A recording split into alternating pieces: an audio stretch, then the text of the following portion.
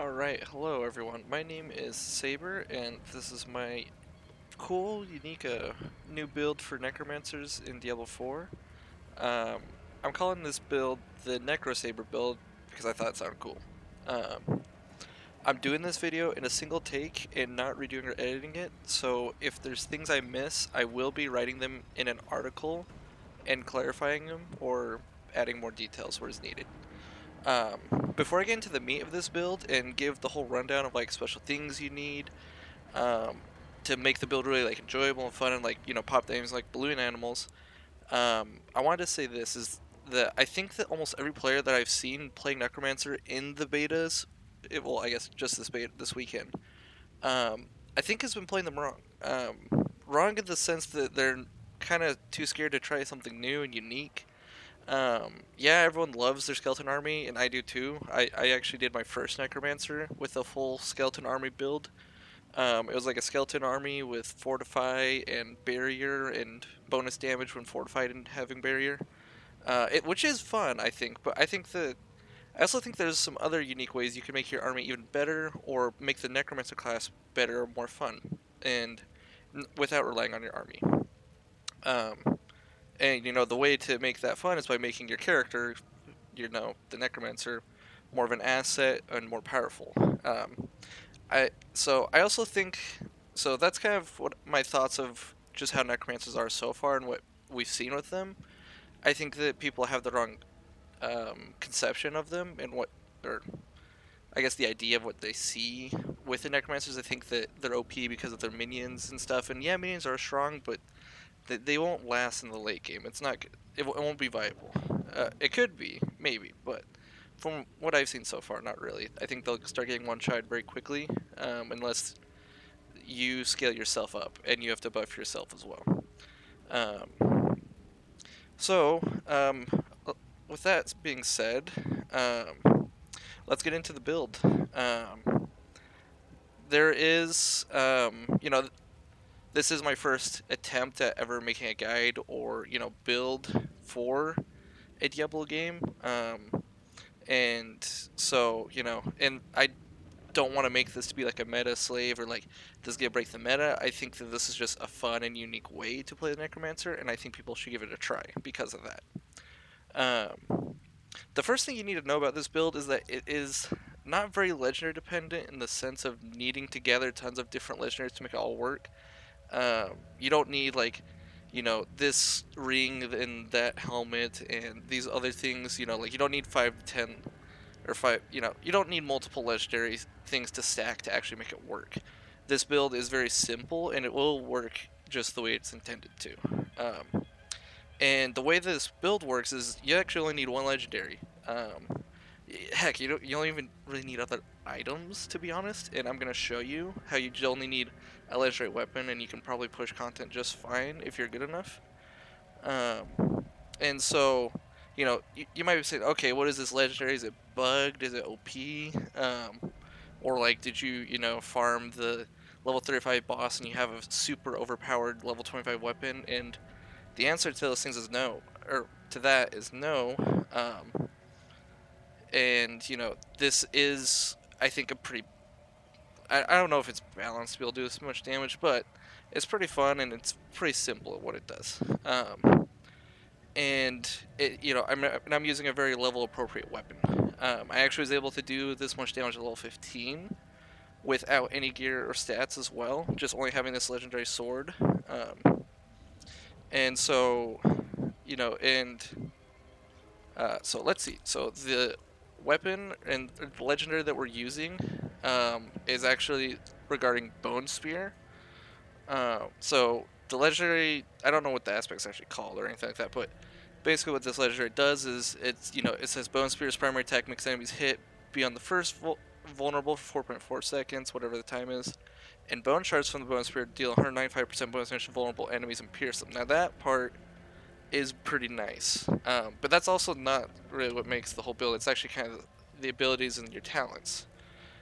This helps make it shine a lot more, and I think this is what makes it very viable. And there's also, a few factors that help this build, which is critical strike, and lucky strike. There's a few other stats, but they make it shine more and do even more damage, but they're not needed. So, in the abilities, I want to get into to show you guys of what you need. So here at the start, for your basic skills, you're going to go with Bone Splinters, pretty simple, and then just Enhanced Bone Splinters.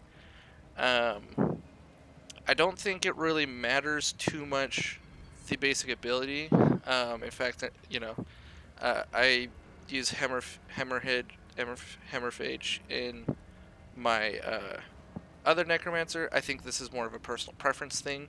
I like Bone Splitters because it's pretty easy to kite with and just step back, and it can shoot multiple shards. Um, and also, having more essence to cast additional projectiles, which is nice. In here, the next tab, which is your core skills, you're gonna go with Bone Spear. This is the bread and butter. This is the spice melange. Everything you need. This is it. And so, yeah, Bone Spear, and then you're gonna go with Enhanced Bone Spear, of course, because that's the only option. And then Supernatural Bone Spear. I think this is probably one of the most important parts of it, where it's Bone Spear makes the first enemy hit vulnerable for 3 seconds, and vulnerable enemies take 20% increased damage. So I think you can see where this is starting to go. And then you also will, instead of moving forward, you'll actually just put more points in your core skills here, but you'll put 1 into Unliving Energy, and the maximum essence isn't really important, but I guess 3 is nice. But this, Improve Bounce, now this is very nice. This is what we like. Your core skills cost 15% more essence, but they deal 3% increased damage. This is very big. 30% increase of damage on an already pretty heavy hitting spell is really nice. And then, so that's where you get put in there. So you can put 1 point in Unliving Energy, 3 in Perfectly Balanced, and then you got your 5 in Bone Spear, and here. So, this build comes online pretty early in the game. In your Corpse Macabre skills, we actually do nothing because I think they're kind of useless for this build. Here, the curse skills, obviously we're not going to use the curses. I think they're just terrible in general. I don't even use them for any other. I wouldn't use them in any other Necromancer build. I just think they're really bad right now. And so, but here in the curse skills, we're actually going to put 3 points into Death's Embrace. Close enemies take 6% more damage from you, which this is really nice. But also deal 9% less damage to you. This is also nice for survivability. And then you can put 3 into Death's Reach. You deal 12% increased damage to distant enemies. This is also very awesome. And then from there, we're going to move into Corpse Macabre, I guess, 2.0, because they're both called Corpse Macabre, so. What you're going to put into Corpse Macabre 2.0, or the second one, is you're actually just going to invest straight into Serration, where your bone skills have a 1.5% increased critical strike chance for each 10 essence you have upon cast. This is nice because it gives you a lot more critical strike. I think it gives me almost 10 to 15-ish, something like that, around that ballpark. And I'm not a perfect mathematician guy. I'm very terrible at math, so I just know big numbers and these things make the build hit hard. The next one, you're going to put just 1 point into Compound Fracture. After critically striking 10 times with bone skills, your bone skills deal 5% increase damage for 5 seconds. This one's very inconsistent, and you can't really rely on it, so this doesn't matter, but you just use it, and sometimes you get extra damage. There is also every 100 essence you spend, reduce the cooldowns of your bone skills by 0.5 seconds. Absolutely useless, we don't need this. And then you're going to put 3 points into Evulsion. Your bone skills, now this is the very important one. Your bone skills deal 18% increased critical strike damage to vulnerable enemies. So this is increasing your critical strike damage to enemies who are vulnerable. They're already taking 20% increased damage. So I'm sure there's some math things of like 18% times 20% or some crap like that. Basically, this will make you hit even harder when you crit them when they're vulnerable. And we can make them vulnerable 24/7 because Bone Spear does that already. And yeah, that's the build. Congrats, you have the full build. It's very complicated and very hard to do. If that build was too complicated, or these spells, just remember You don't need any spells for this build. And for the Book of the Dead, you also don't need any minions. Now I have my Golem out. That's an optional one. That's more of a preference thing. I think that the Golem you need for survivability. Skeletal Warriors, we're gonna get rid of our skirmishers, and we're just gonna get 5% increased critical strike chance. Honestly, if I were trying to pump as much damage as possible, or be as viable as possible, I would probably be going with like defenders or skirmishers. You could also sacrifice defenders to get more resistance, but yeah, I go skirmishers and then just get rid of them for 5 more critical strike chance, just for the chance of hitting. Reaper is useless. And then from there, you get to sacrifice your skeletal mages as well, and we're actually going to sacrifice the cold skeletal mages. Now, this one I think is important and you need to do. This one I don't think is optional. I think you have to do this one. And the reason why is because you get 15% increased damage of vulnerable enemies, and so that's nice because they're only taking 20% more damage, and then you get an extra 15%, so it's like 35% increased damage to them already when they're vulnerable. So this is very big, and I think a big part of what makes this build pop. You could maybe experiment with this one if your overpower is increased by 30%. That might be really good. I don't know. I didn't try. Didn't bother. 1, because of time constraints, and 2, I don't think it's relevant. This build is totally fine without it.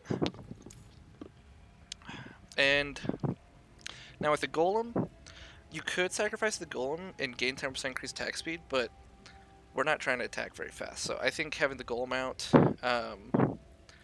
I think this is also a preference thing. I just have my Golem gain 10% life, and the amount of thorns they inherit is increased from 3 to 50. I don't think the thorns matters that much, but if you're min-maxing this build, you're going to want to socket thorns, probably in your gear, just to help your Golem deal more damage. And then, yeah, I think that's all the spells. So, yeah, I don't think I missed anything, so let's get right into it. So, also, just so you guys know, like, I was using this, I have 2 Necromancers who are 25, so I started this build with this character from the start, just because it was the first 2 abilities, like, wow, this ability slaps, I'm going to keep using it until it's not slapping anymore. And it never stopped slapping. It kept slapping, and it kept going.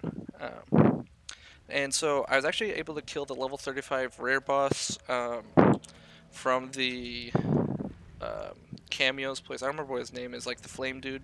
I was actually able to 3-shot him. I think it was like 3 or 4 hits with Bone Spear him and kill him at level 15 solo, and also with other people around. I did a lot of damage. Like, this build does a lot of damage. And that was with just having this legendary sword and some yellow and blue gear that weren't stat reliant. Didn't min-max the stats. I just said they're blue, I'm wearing them, or yellow, I'm wearing them. I didn't care about the stats or try to go for this or that. It was all about the sword. And now, yeah, that's kind of the thing with this build, is it is reliant on this legendary and the sword being good.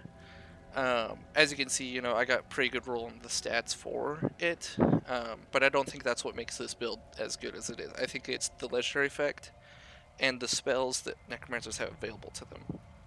Or, not spells, but the talents. You get what I mean. Because, you know, the shards dealing 195% bonus damage to vulnerable enemies is pretty nice. And making everyone vulnerable is nice as well, because it does a lot of AoE too, so it actually is good for wave clear and single target damage. And to prove my point of that this build is reliant only on this legendary and nothing else, my character is level 25, I'm wearing nothing. And we're going to probably 1 or 2 tap some of the elite mobs in this dungeon. You can see the dungeon is level 25, and I did test this a little bit just to kind of see if I could. So we're gonna walk up ahead here and see. So we got a resplendent chest. Okay. That's not really what we wanted, but there are some guys here. So that's a 1 tap. So 1, 2. 2 hits. He's dead. Nice. And then we'll have him here. Boom. Nice solid damage. I'm actually out of essence. But this proves, you know, I am pretty squishy, but you still, I think there's like a 5k damage there I saw. And, you know, we're just absolutely destroying them. It's pretty easy. So the mobs are pretty easy to deal with. Obviously, they're hurting me pretty hard because I have no defenses. Using the golem here is very important because of, you know, he can taunt them, take some damage. Okay, we'll get kite back a little bit, and then here's an elite. 1, 2 tap. So some nice damage, and it's penetrating, so it hits everything. I need more time. Okay. 1. Oh, I almost fully one-tapped him. I think spiders are pretty weak though. But that proves my point. I'm pretty sure that the damage is there, right? So, and just to show again, wearing nothing, I do have gems, I guess, of 7.5% critical strike damage to level enemies. Because it makes your crits hit even harder. Yeah. So, I think that's what's really fun with this build though, is the fact that I can just do this at level 25. Which is the level cap for beta. I would go higher and try it higher if I could, but unfortunately I can't. Alright, we got this guy. These guys are pretty tanky and have a lot of health, so 1 and 2. Easy as that. And so yeah, that I think that proves my point. The damage is there, and now let's try on with some gear. And now we got some gear equipped. And I'll show you kind of what this looks like when you have some legendaries and really try to pump some damage. Also, your auto attack also will be doing a lot of damage. So we got like an 8,100 damage right there. Just a nice one tap. And then I have some barrier. So we got that pretty easy. And again, I'm not even doing any of the min-max parts of these legendaries I have on it, really. Because I have the one for standing still, I have one with using corpses to increase the damage from my core skill, which I can do that. I just want to kind of show. There, that did one tap him, the shard went and killed him. But, yeah, pretty easy stuff. And then if you really want to min-max it and really get more damage out, one of the things you can do, let's see, I got 1 ring of corpse explosion from my boots to use the corpse using ability, so I can do 1, 2, 3, 4, 5, and then using that, my next core skill deals increased damage, and then you can also stand still and get 30% increased damage as well. Let's see, where is that ledge? And then also the barrier active, and then damaging the enemy gives you a barrier to, so, you know, dealing 23% increased damage with the barrier, those things kind of stack up. And there's also the, you know, skills dealing 50% extra damage based on how much primary resource you have while wearing it. Pretty nice stuff, but again, not needed for this build. And so, in the corpse thing, it goes up to 45% extra damage for your core skill. So, a lot of multipliers that can make it really slap. And yeah, that's kind of the simple parts of it, of this build, and that's kind of all there is I have to teach you about this build. Now, to also prove my point, you know, I did say I was slapping the level 35 boss. At boss, elite mob, whatever he is. At Cameo's landing. So let's go see if it spawns. If it spawns, great. I'll show you a quick little 2-tap of a mob 10 levels above me, just to prove my point even more. And yeah, this build is very simple, which is why I think it's fun. So let's see.